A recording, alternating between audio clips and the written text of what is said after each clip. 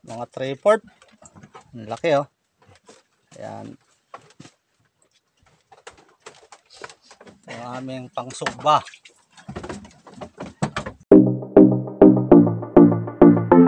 Tinusok na nila yung lambat mga kapisda para itulak yung isda patabi para hindi mahirap sandukin. Inipit na rin nila ng isang kawayan yung pansundot para hindi makatawid sa kabilang lambat yung isda. Kung nakikita nyo mga kapisda, nagtatalunan na yung mga bangos dahil na-corner na sila sa tabi. Hindi ko na nabidyohan ang pagsandok ng bangos mga kapisda dahil tumulong na rin ako sa paghawak ng lambat dahil yung mga bangos ay nagtatalunan habang sinasandok. Wala pa kasi si Tres Bonitos Justin kaya wala kaming kameraman. Ayan, nagsasizing na kami at nagtitimbang ng aming mga bangos. Hindi nakatiis si kapisda, dumampot talaga at pinili niya yung malalaki.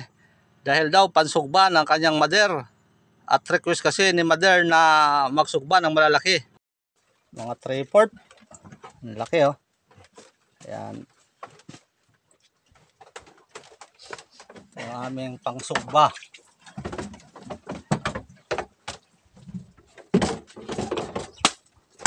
Ang dami pa no. Bakay. Pila na kabanyera. Duha ka ito ka na? Ang inaabot, siguro mga 7, no? Hindi na kami kumuha ng maraming katulong sa pag-harvest dahil kukunti lang naman yung harvestin namin mga kapisda. Estimate ko kasi yung aming harvestin ay nasa 5 o hanggang 6 na banyera lang mga kapisda. Tira lang kasi itong hinarvest namin mga kapisda. Kasi yung kasamahan nito ay nilipat ko sa Pispin at yun ang pinakamarami doon. Halos nasa 5,000 yung andoon sa Pispin. Magsasizing na kasi ako ng mga fingerlings doon sa kabilang floating cage. Kaya hinarvest namin para mabakante. Bala ko kasi yung mapipili ko sa kabilang floating cage na fingerlings ay ilalagay ko dito sa pinagharvestan namin ngayon.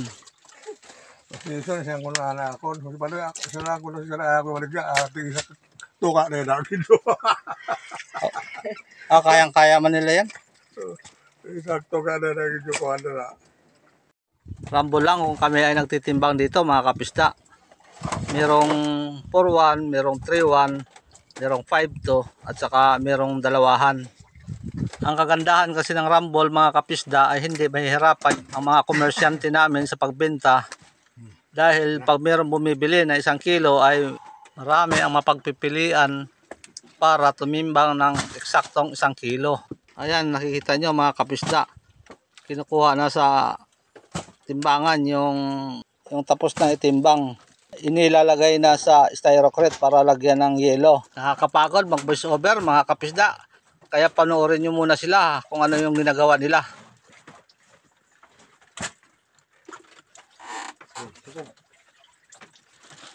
Dito Oting, dito ka.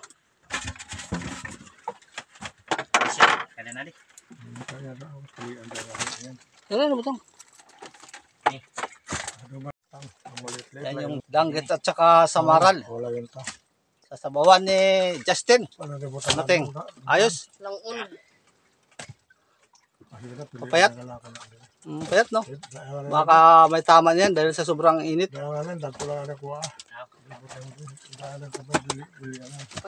Namamatay kasi yung ibang danggit dahil sa sobrang init.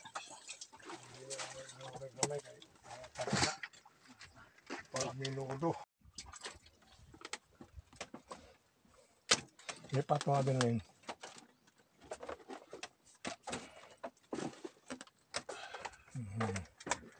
Yes, sir. Yan pa.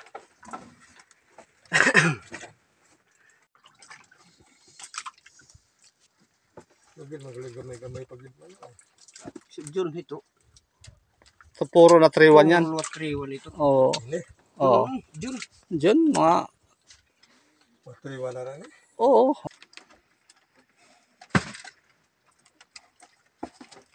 Lima ka banyera no? Kalahati no? Mga limag-limag ko nga gali. Oh, lima kalahati. Bali 6. Dala yung mga binawas, yung mga naunang nabawas, unom. Ang damo-damo yapon.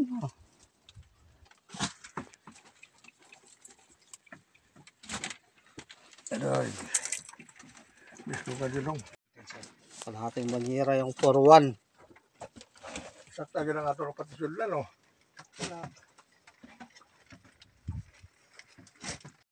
Ito yung hinarvest namin kahapon mga kapisda.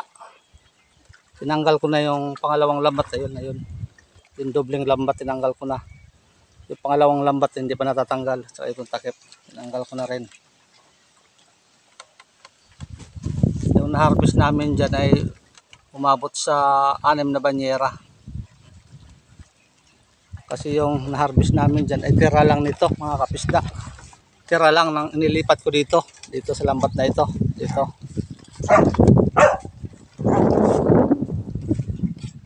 Agisan natin. Ayan.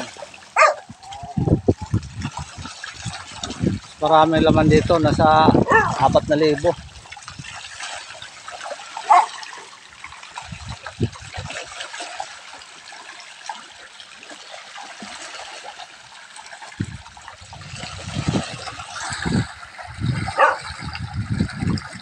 Ito yung susunod ko na i-harvest mga kapisda.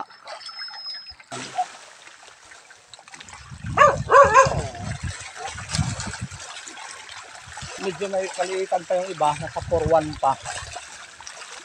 Kaya siguro mga June 12 i-harvest namin ito.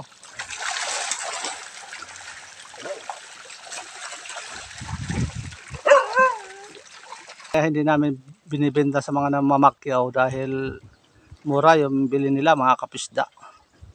Kaya ang ginagawa namin, binibenta lang namin doon sa mga naglalako at saka mga nagtitinda doon sa palengke. Direkta na namin binibenta doon sa mga nagtitinda sa palengke. Ayan, pakainin ko. Ayan. Marami din ang laman nito mga kapisda kasi hinati ko yung mula doon sa floater, pinatawid ko dyan, tapos hinati ko naman papunta rito. Yung natira sa floater ay nasa 6 na banyera. Yun ang unang hinarvest namin.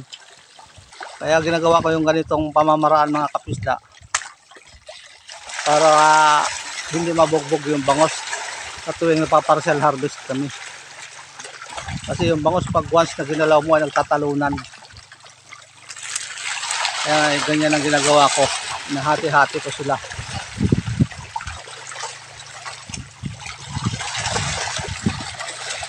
So June 30 naman i-harvest namin ito mga kapisda. Ayan.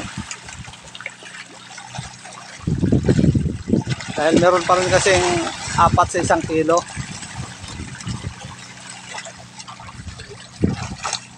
Kaya ang ginagawa ko ngayon, pinupukusan ko magpakain ng finisher para lalong bumigat.